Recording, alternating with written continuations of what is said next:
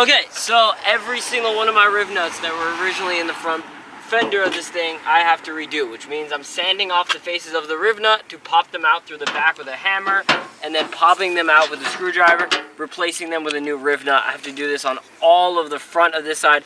The rear is perfect and mint.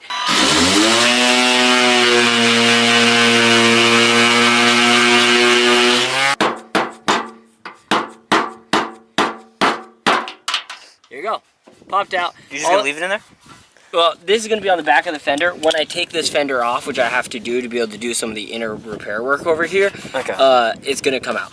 Okay, so what I'm gonna be doing is I'm gonna be taking off the entirety of my entire fender so that we can work on it upstairs. We're gonna get steel it, we're gonna get bed liner coat to protect the parts which I'm not cutting, and we're gonna bring it upstairs and actually cut with a Dremel the part in which I need to cut so I can fit the bigger tires and everything.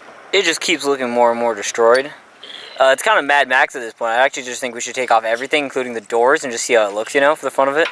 It looks industrial and good. I like it. Yeah, it's carbon fiber. It's nice. Okay. It's I'm gonna make a custom boot for it. And wait, show the bottom. I'm gonna make a custom boot for it. So it's gonna be able to move a lot though, so it's gonna have a lot of Yeah, you can just take that off. No, that's actually how it's. You know that you twist it and it comes off. Like You're joking, right? No. I'm being dead serious. Okay, tight. What you're gonna do is you're gonna cover over this. I'm gonna tuck it into it. Tuck the fabric over this part, though. Yep. And then it's gonna be very loose. The boot's gonna be very loose, only because I need to be able to shift all the way up and down. That is what we had to use to be able to take off this front fender. The car looks 10,000 times even worse now. I just slowly keep removing stuff, and it just slowly works. Also, this is my useless cord for my window sprayer, which I don't even have hooked up.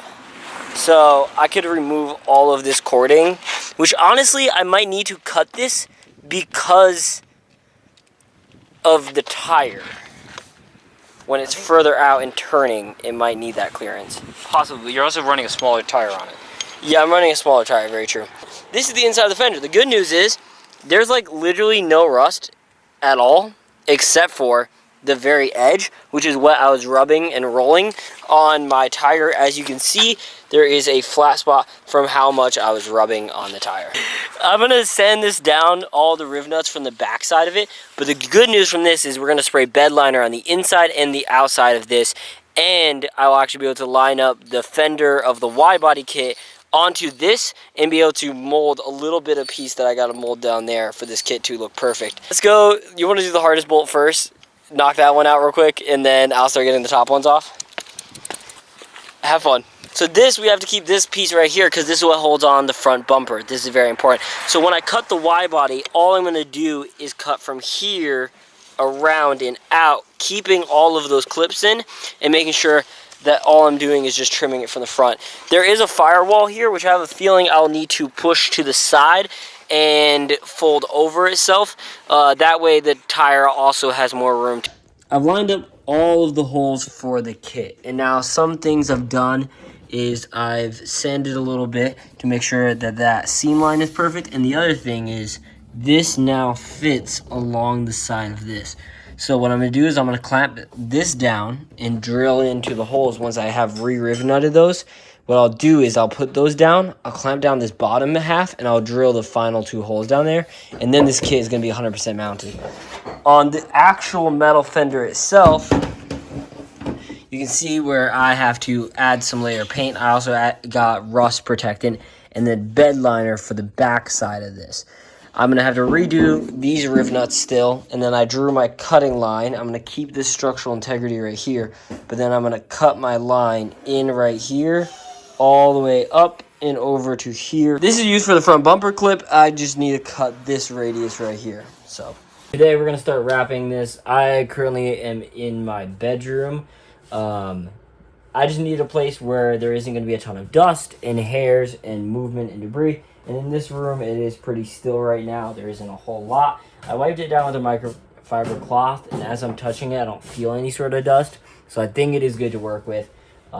We are just going to be wrapping this section, so the section until the riv nuts all the way around on the outside.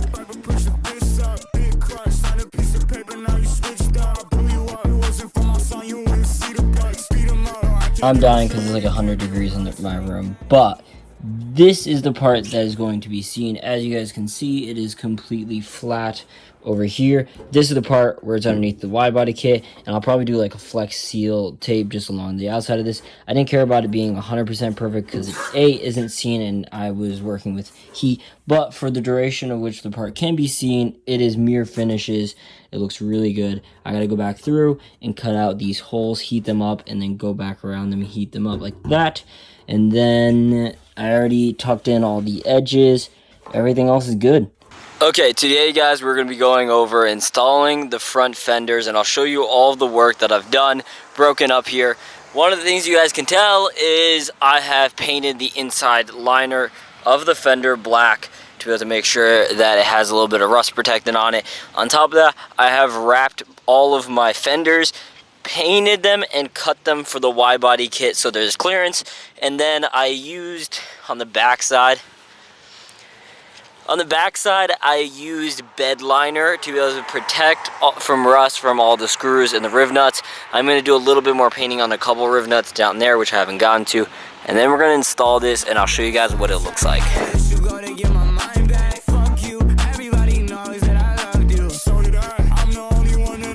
This is actually what the paint of the car is this red lava color. It looks like pretty much like a black, but it's this really deep reddish purple color with undertones.